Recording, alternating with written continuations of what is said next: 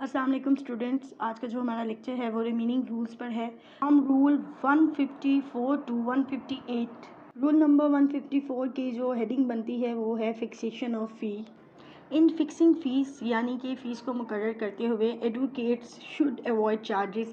Advocates کو وکلاء کو اس طرح کے چارجز کو نظر انداز کرنا چاہیے وچ جو overestimate their advice and services, جو ان کی خدمت کو، ان کی نصیحت کو زیادہ جو ہے بڑھا دیں، ایز ویل ایز دوز، اور اس کے ساتھ ساتھ وہ بھی وچ انڈر ویلیوڈ دیم، یعنی کہ وہ بھی جو ان کو ان کی کم مائیگی کو ظاہر کریں. اس لائن میں وکلاء کی فیس کے حوالے سے بیان کیا گیا ہے کہ جو وکلاء کی فیس ہے ان کی سروسز کو لے کے، ان کی خدمت کو لے کے، وہ مناسب ہونی چاہیے، نہ بے انتہا کم ہونی چاہیے، نہ بہت زیادہ ہونی چاہیے. ٹھیک ہے، مناسب فیس ہونی چاہیے جس میں ایک اعتدال کا پہلو نکلتا ہو. کلائنٹس ابیلٹی، کسی موکل کی قابلیت ٹو پے ادا کرنے کی، کین ناٹ جسٹیفائی، اس کو بیان نہیں کیا جا سکتا یا جائز قرار نہیں دیا جا سکتا. چارج ان ایکسیس، کہ وہ زیادہ چارج لے، زیادہ پیسے لے، of the value of the service, یعنی کہ اپنی سروس کی ویلیو سے. اس کا مطلب، اس پوری لائن کا مطلب یہ نکلتا ہے کہ ایک بندہ ہے، ٹھیک ہے، وہ کسی وکیل کے پاس آتا ہے اور اس جو کام لے کے آتا ہے اس کی قیمت ہے 50,000، ٹھیک ہے، لیکن وہ دیکھتا ہے کہ یہ موکل مجھے ₹1,00,000 بھی دے سکتا ہے یا 2,00,000 بھی دے سکتا ہے، تو وہ اپنی فیس بڑھا دیتا ہے ایک چھوٹے سے کام کے لیے. تو یہ جائز نہیں ہے، یہ جسٹیفائڈ نہیں ہے ان لیگل ایتھکس، یہ لیگل ایتھکس کے خلاف ہے. دو ہز پراپرٹی میں جسٹیفائی اے لیسر چارج، دو کا مطلب حالانکہ ہز پراپرٹی موکل کی پراپرٹی میں جسٹیفائی یعنی کہ جواز پیش کر سکتی ہے کم پیسوں میں، اور ایون ناٹ ایٹ آل، اور بالکل نہیں. تو اس کے جو پوری لائن کا مطلب نکلتا ہے وہ یہ ہے کہ اگر کوئی موکل آپ کو زیادہ پیسے دے سکتا ہے جبکہ اس جو کام وہ لے کے آیا ہے وہ بالکل کم پیسوں کا ہے، تو صرف یہ دیکھتے ہوئے کہ وہ زیادہ پیسے دے سکتا ہے، آپ نے اپنی چارجز، اپنی سروسز زیادہ نہیں کرنی. نیکسٹ جو اس رول میں بتایا گیا، the reasonable request of a brother advocate should also receive special and kind consideration. The reasonable معقول ریکویسٹ کا مطلب درخواست آف اے بردر ایڈوکیٹ، کسی دوسرے وکیل کی، should also receive یعنی کہ اسے قبول کرنا چاہیے، اسپیشل خاص اینڈ کائنڈ کنسیڈریشن، اس کا مطلب ہوگا شائستانہ غور سے یا مشفقانہ غور سے. اس میں یہ بتایا گیا ہے کہ جب بھی کوئی ایڈوکیٹ کسی دوسرے ایڈوکیٹ کو معقول درخواست کرے گا، ریزنیبل ریکویسٹ کرے گا، تو اس کو جھٹکنا نہیں ہے، ٹھیک ہے، اس کی درخواست پہ غور کرنا ہے.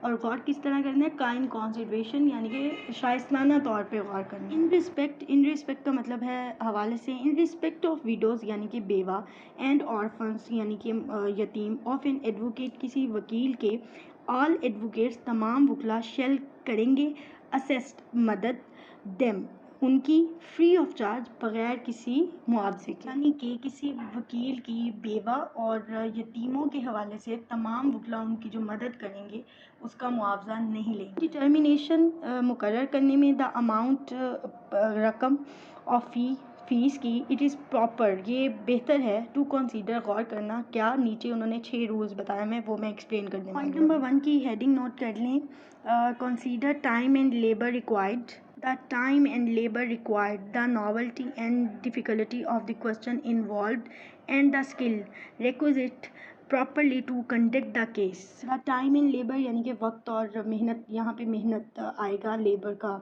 مطلب ریکوائرڈ چاہیے ہوتی ہے، دا نویلٹی نیا پن، اینڈ ڈیفیکلٹی اور مشکل، آف دی کوشچن سوالات کی، سوال کی، انوالوڈ شامل ہے، اینڈ دا اسکل اور مہارت، ریکوزٹ مطلوبہ، properly to conduct the case یعنی کہ جو کیس ہے اس کو آگے بڑھانے کے لیے. اس میں یہ بتایا گیا ہے کہ ایک تو کنسیڈر کرنا ہے ٹائم، دوسرا آپ نے اپنی مہارت، تیسرا نیا پن کیس کا، اور چوتھا اپنی جو ہے ڈیفیکلٹی یعنی کہ مشکل سوالات کو جو کیس میں شامل ہوتے ہیں اس کو کنسیڈر کرتے ہوئے آپ نے اپنی فیس ڈیفائن کر دی. رول نمبر 2 کی ہیڈنگ نوٹ کر لیں، the acceptance of employment in a particular case. Whether the acceptance of employment in a particular case will preclude the advocate's appearance for order in case likely to arise out of the transaction.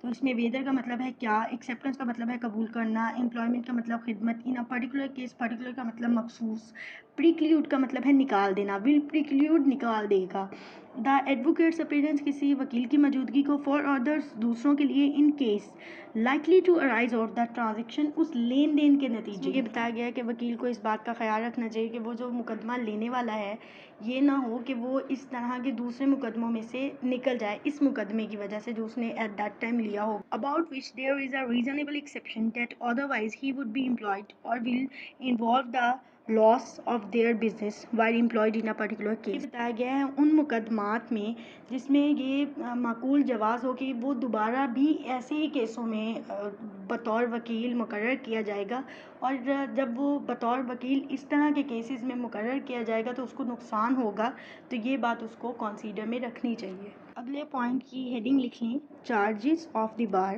The customary charges of the bar for similar services. Customary کا مطلب ہے رواج اور charges کا مطلب ہے face. Similar services کا مطلب ایک جیسی خدمات کو سر انجام دینے کے لیے اس نے وہی فیس مختص کرنی ہے جو بار میں پہلے ہے.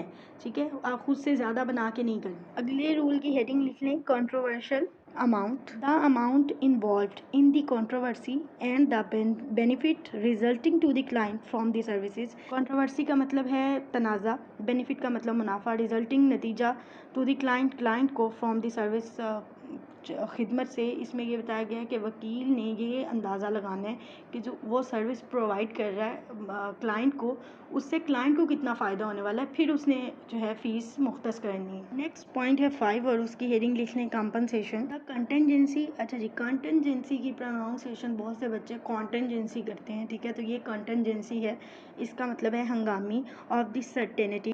سرٹینٹی کا مطلب ہے یقینی طور پہ. Of the compensation. کمپنسیشن کا مطلب ہے معاوضہ. میں یہ بتا دیا گیا ہے کہ اپنا فائدہ, اپنا ازالہ اور ایسی صورتحال جو ہنگامی طور پہ پیدا ہو سکتی ہیں, ٹھیک ہے, اس کو یقینی طور پہ اپنے کنسیڈریشن میں رکھنا ہے. نیکسٹ پوائنٹ ہے وہ پوائنٹ نمبر 5 کے ساتھ ملتا ہے کیونکہ اس میں ایک کنجکشن ہے, اینڈ کا ورڈ ہے. ٹھیک ہے, تو اسے اس کے ساتھ ملاتا ہے. تو اس کی ہیڈنگ لکھنے character of the employment.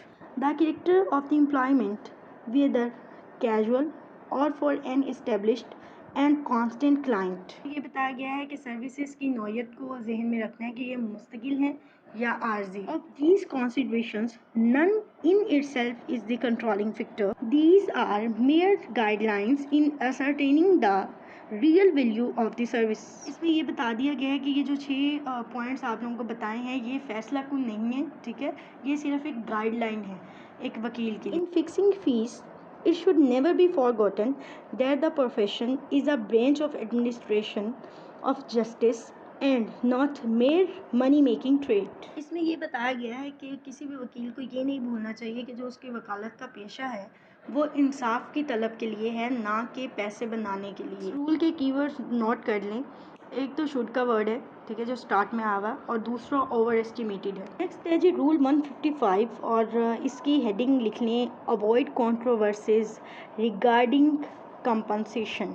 Controversies تنازعات ود کلائنٹس موکلین کے ساتھ کنسرننگ کمپنسیشن معاوضے کو لے کے are to be avoided by the advocate, یعنی کہ وکیل کی طرف سے جو ہے اس سے اجتناب کیا جانا چاہیے. سو فار ایز جہاں تک ہو سکے شیل بی کمپیٹیبل, اس کو ملتا ہونا چاہیے ود ہز سیلف رسپیکٹ, اس کی عزت نفس کے ساتھ, اینڈ اور ود ہز رائٹ, اور اس کے حق کے ساتھ, ٹو ریسیو ریزنیبل ریکمپینس, یعنی کہ ریزنیبل معقول معاوضے کو حاصل کرنے کے لیے فار ہز سروس, اس کی خدمت کی. اس رول میں ایک تو یہ بیان کر دیا گیا کہ جو تنازعات ہوتے ہیں وکلا کے اپنے موکلین کے ساتھ اس سے انہیں اجتناب کرنا چاہیے, اور دوسرے نمبر پہ یہ بتا دیا گیا کہ جو وہ معاوضہ لیتے ہیں اپنی خدمت دینے کا موکلین کو یا موکل کو, تو وہ ان کی عزت مرتبے اور عزت نفس کے ساتھ ملتا جلتا ہونا چاہیے, یعنی کہ اس کی مناسبت ہونی چاہیے ان کی عزت نفس اور مرتبے کے ساتھ. اینی لا سوٹ, کوئی بھی قانونی مقدمہ ود کلائنٹس موکلین کے ساتھ, شوڈ بی ریسورٹڈ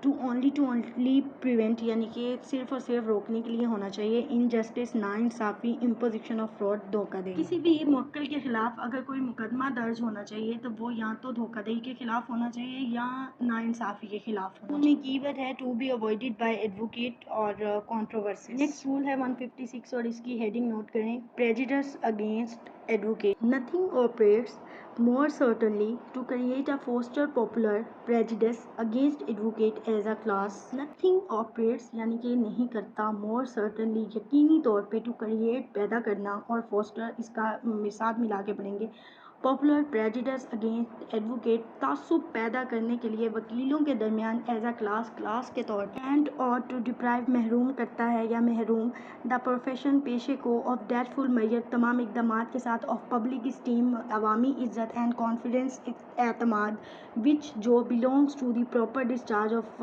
इट्स ड्यूटी जो मुकम्मल तौर पे उसके फ़राइज़ के अखराज के साथ ताल्लुक़ रखता है देन फिर डस करता है द फॉल्स क्लेम झूठा दावा। इसमें ये बताया गया है कि एक तबके के तौर पे वकीलों के दरमियान तासुब पैदा करने उनका अवामी एतमाद और अवामी इज़्ज़त कम करने के लिए कोई भी इकदाम उस हद तक काम नहीं करते यकीनी तौर पे काम नहीं करते जो एक झूठा दावा वकील का काम कर देता है। ऑफ्टन बाज़ात बायदा किया जाता है अनस्क्रूपुलस बेईमान टू डिफेंस दिफा में और क्वेश्चनेबल काबिल एतराज़ ट्रांजैक्शन मामलात या लेन देन डैट के इट इज़ अ ड्यूटी ये फ़र्ज़ है ऑफ द एडवोकेट वकील का टू डू करना वॉट एवर कुछ भी हो मे अनेबल हिम ये उसको इजाज़त देता है टू सक्सीड जीतने के लिए in winning his clients cause अपने मौक्कल का केस। लाइन में ये बता दिया गया है कि जब भी कोई वकील झूठा दावा करता है सिर्फ इसलिए कि उसका जो मौक्कल है वो किसी भी तरह बाय हुक एंड क्रूक जीत जाए कॉज तो वो तासुब का बाइस बनता है। इट इज़ ये है इम्प्रॉपर गैर मुनासिब फॉर एन एडवोकेट एक वकील के लिए टू असर्ट दावा करना इन आर्ग्यूमेंट बहस में हिज पर्सनल बिलीव अपने ज़ाती राय का इन दी क्लाइंट्स इनोसेंस अपने मौक्कल की बेगुनाही का और इन दी जस्टिस ऑफ हिज कॉज और अपने मौक्कल के मौक़िफ़ की सच्चाई का। किसी भी वकील के लिए ये गैर मुनासिब है कि वो बहस में अपने मौक्कल की बेगुनाही का या अपने मौक्कल के मौक़िफ़ की सच्चाई का दावा करे। हिज प्रोफेशनल ड्यूटी उसके पेशा वाराना फ़राइज़ इज़ स्ट्रिक्टली लिमिटेड सख्ती से महदूद हैं टू मेकिंग करवाने के लिए सबमिशन जमा एट द बार में consistently with the interest of his client जबकि उस वकील का पेशा वाराना फ़र्ज़ अपने मौक्कल के हक़ में दस्तावेज़ जमा करवाना है तसलसल के साथ। An advocate ons entire devotion to the interest of the client warm zeal in the maintenance and the defence of his right and exertion of his utmost learning and ability to the end that nothing be taken or be withheld from him save by rules of law legally applied. An advocate owns entire devotion to the interest of the client यानी कि वकील अपने मौक्कल के मफादात का वफादार है। वार्मज़ील का मतलब है गर्मजोशी से इन दी मेंटेनेंस देखभाल या कायम रखे एंड डिफेंस और दिफा करे ऑफ हिज राइट मौक्कल के हकूक़ का एंड एग्जॉर्शन का मतलब कोशिश ऑफ हिज अटमोस्ट लर्निंग यानी कि उसको सिखाने की उसको बताने की पूरी कोशिश करे किसको मुवक्किल को एंड और एबिलिटी काबिलियत टू द एंड ख़त्म करने की डेट के नथिंग भी टेकन कुछ भी ना लिया जाए और बी विदहेल्ड जो लागू होता हो फ्रॉम हिम उस पर save by rules of law legally applied जो कानूनी तौर पर उस पर लागू होता हो। 2-3 लाइन्स में जो बताया गया मैं आपको आसान उर्दू में बता देती हूँ। एक तो वकील अपने मौक्किल के दिफा का वफादार होगा। दूसरे नंबर पे इसमें ये बताया गया है कि वो खुश दिली से उसके दिफा का हक़ यानी कि मुवक्किल के दिफा का हक़ कायम रखेगा। तीसरा इसमें ये बताया गया है कि वो पूरी कोशिश करेगा कि जो मुवक्किल है वो कानूनी मामला सीख जाए। उसमें ये बताया गया है कि उसमें इतनी काबिलियत होनी चाहिए कि वो उस चीज़ को लेने से मना करे जो कानूनी तौर पे उस पर लागू ना होती हो, सिर्फ वही चीज़ वही हक़ मुवक्किल का ले जो कानूनी तौर पे उस पर लागू होता हो।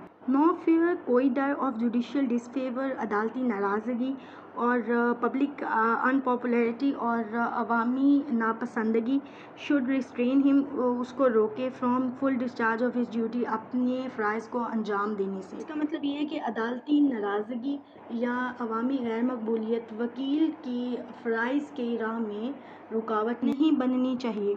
इन द जुडिशियल फोरम अदालती सतह पर द क्लाइंट मौक्किल इज़ इंटाइटल हकदार है टू द बेनिफिट हासिल करने का ऑफ एनी कोई भी एंड एवरी हर तरह की रेमेडी दादरीसी एंड डिफेंस और दिफा that is authorized by the law except his advocate to assert every such remedy or defense और वो अपने वकील से भी उसी दादरीसी के दिफा की امید رکھتا ہے، توقع رکھتا ہے۔ اس میں یہ بتایا گیا ہے کہ موکل عدالتی سطح پر وہ داد رسی، وہ دفاع کا حق رکھتا ہے جو اس کو قانون دیتا ہے۔ اپنے وکیل سے بھی یہی توقع رکھتا ہے کہ وہ اس کی داد رسی کا دفاع کرے، ریمیڈی کا ڈیفینس کرے۔